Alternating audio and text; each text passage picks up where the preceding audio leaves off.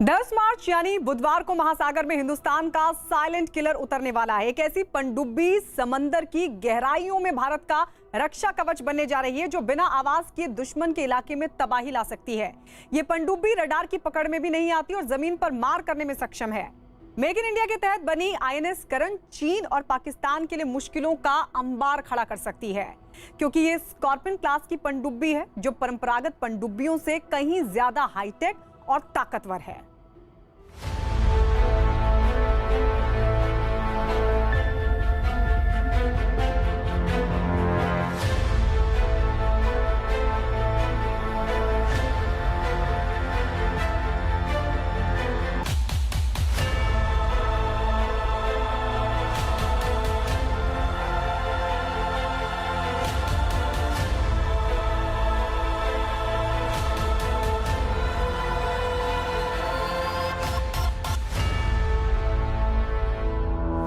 इसमें टॉर्पेडोज हैं, मिसाइल्स हैं और इसका जो सोनार है वो सबसे बेस्ट है।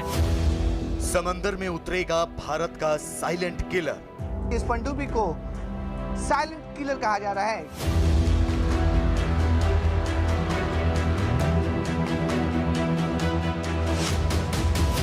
दुश्मनों का काल बनेगा भारत का आईएनएस करंज।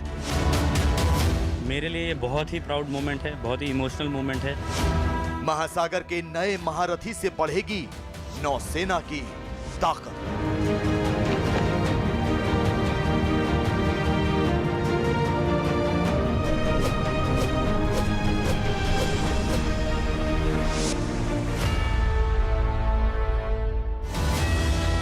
आईएनएस करंज ये सिर्फ एक पनडुब्बी नहीं, चीन और पाकिस्तान के लिए आने वाली मुसीबतों का सबब है।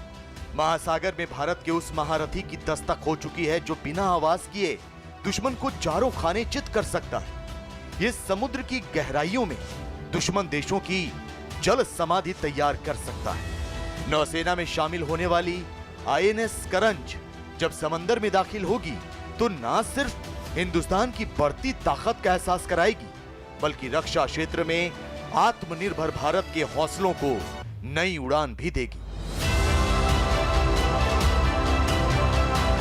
न्यूज 18 इंडिया आज आपको मुंबई के मजगांव डॉक में तैयार हुई उसी आईएनएस करंज पर लेकर जाएगा जिसकी ताकत से दुश्मनों के पांव अभी से लड़खड़ाने लगे हैं, जिसकी मारक क्षमता से बीजिंग से लेकर इस्लामाबाद तक सनसनी फैल गई है। तो आज हम आपको उन योद्धाओं से भी मिलवाएंगे जो आईएनएस करंज पर सवार होकर समंदर की लहरों को चीरते हुए दुश्मनों को चुनौती देंगे।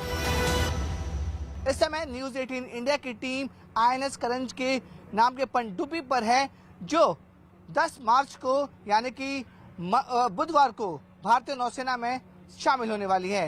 ये पनडुब्बी 67 मीटर लंबी और तकरीबन 12 मीटर चौड़ी ये पनडुब्बी है। और इस पनडुब्बी की सबसे खासियत बात यह है कि इस पनडुब्बी को साइलेंट किलर कहा जा रहा है, क्योंकि इसमें जो सोनार सिस्टम लगा हुआ है वो अब तक के दुनिया के सबसे बेहतरीन तकनीक से बनाया गया है, जिससे इस पनडुब्बी को भापना पानी के अंदर और पानी के ऊपर दुश्मनों के लिए काफी बड़ा चैलेंज रहेगा। प्रोजेक्ट 75 के तहत कलावरी क्लास की 6 पनडुब्बियां बन रही हैं, जिनमें आईएनएस करंज तीसरी ऐसी पनडुब्बी है जो भारतीय नौसेना में शामिल होने जा रही है। हालांकि आईएनएस करंज 50 साल पहले भी भारतीय नौसेना की ताकत का एहसास करवाती थी। पहले भी ये पनडुब्बी काफी ताकतवर थी, लेकिन अब नई तकनीक से बनी आईएनएस करंज कहीं ज्यादा हाईटेक और ताकतवर है। मेक इन इंडिया के तहत तैयार की गई इस पनडुब्बी को साइलेंट किलर भी कहा जाता है, क्योंकि ये बहुत कम आवाज करती है और दुश्मन के समुद्री इलाके में दाखिल होकर उसे तबाह कर सकती है। आईएनएस करंज चंद सेकंड में अपने टारगेट को तबाह करने की क्षमता रखती है। इससे सतह और पानी के अंदर से टॉर्पीडो और ट्यूब लॉन्च एंटी शिप मिसाइलें दागी जा सकती हैं। इसके साथ साथ ये पनडुब्बी anti submarine warfare, anti surface warfare, mine laying जैसे कई मिशन को अंजाम देने की क्षमता रखती है। करंज रडार की पकड़ में नहीं आती और ये जमीन पर हमला करने में भी सक्षम है। आईएनएस करंज में ऑक्सीजन बनाने की भी क्षमता है और ये करीब 2 महीने तक पानी में रह सकती है।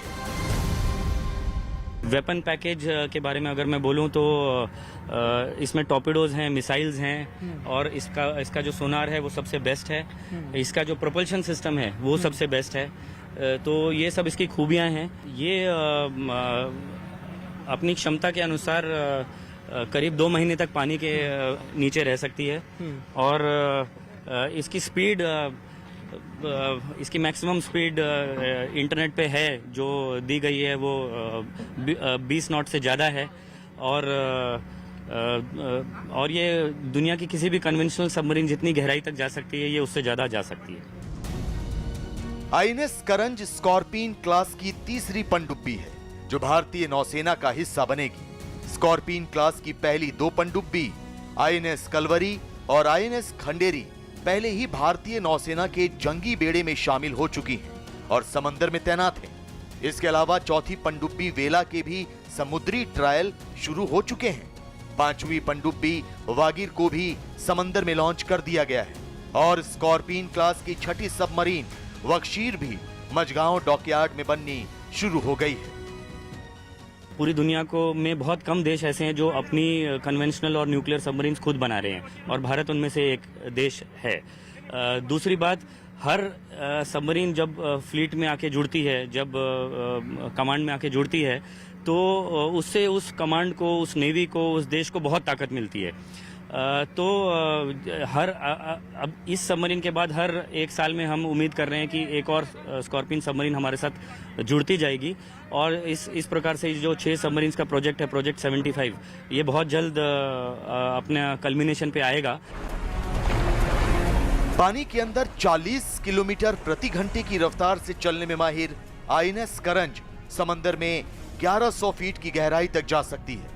आपको बता दें कि आईएनएस करंज 67.5 मीटर लंबी, 12.3 मीटर ऊंची और 1565 टन वजनी है। न्यूज 18 इंडिया ने आईएनएस करंज के उस हिस्से का जायजा लिया जहां से नौसेना के शूरवीर इस लड़ाकू पनडुब्बी में दाखिल होते हैं और लंबे समय तक पानी में रहकर अपनी समुद्री सीमाओं की रक्षा करते हैं। मैं आपको दिखाने की कोशिश करती हूँ कि कितनी छोटा सा जो एंट्री गेट होता है वो काफी छोटा होता है और इसी गेट से, इसी ट्यूब से जो ऑफिसर्स होते हैं, जो सेलर्स होते हैं, वो इसी ट्यूब से अंदर जाते हैं और अंदर ही सारे ऑपरेशन को जो भी अंजाम देते हैं और जितना खाना पीना, उनका रहना, उनका सोना सिर्फ इसी छोटी सी सबमरीन में होता है। कि जैसे अभी हम पानी के ऊपर खड़े हैं तो यहाँ आपको हवा की कोई कमी नहीं है, पानी की कोई कमी नहीं है, खाने की कोई कमी नहीं है। लेकिन जैसे ही आप ये सेंट्रल एक्सेस हैच से आप पानी के सबमरीन के अंदर चले जाएंगे तो ये जो नेचुरल चीज़ें हैं, एयर, वाटर, फूड, ये एकदम स्केयर कमोडिटीज़ में आ जाती हैं हमारे पास। ऑन बोर्ड अगर आप देखेंगे 39 से 40 पीपल के साथ जब आप सेल करते हैं, पानी की लिमिट होती है हमारे पास। पानी हम ऐसे खुलेआम नहीं यूज़ कर सकते हैं, हर दिन नहीं नहा सकते हैं, हर दिन शेव नहीं कर सकते हैं। 30-40 पीपल के लिए अकॉर्डिंगली हमको राशन केटर करके जाना पड़ता है। समंदर में 40 से 50 दिनों तक तैनात रह सकने वाली स्कॉर्पिन क्लास की पनडुब्बी में रहना और महासागर की गहराइयों से दुश्मन पर नजर रखना किसी चुनौती से कम नहीं। लेकिन भारतीय नौसेना के महासागर के महावीर इस काम को बखूबी अंजाम देते हैं। तो अब आईएनएस करंज के नौसेना में शामिल होने से हिंदुस्तान की ताकत भी बढ़ेगी और समंदर के शूरवीरों का हौसला भी आसमान पर होगा।